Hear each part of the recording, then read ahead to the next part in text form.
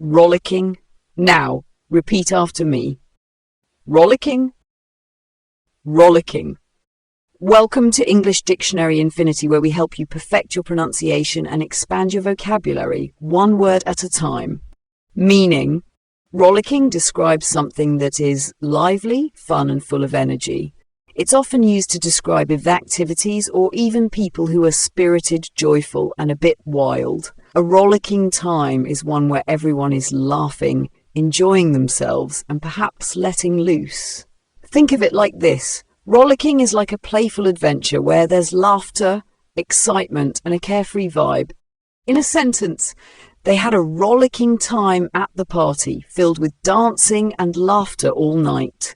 Here, rollicking refers to the lively and fun atmosphere of the party. Let's try another example. The movie is a rollicking comedy that keeps audiences laughing from start to finish.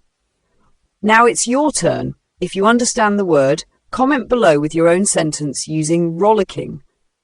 Synonyms, some related terms for rollicking are boisterous, full of energy and noise, often in a joyful way. High-spirited, showing a lot of enthusiasm, energy and fun.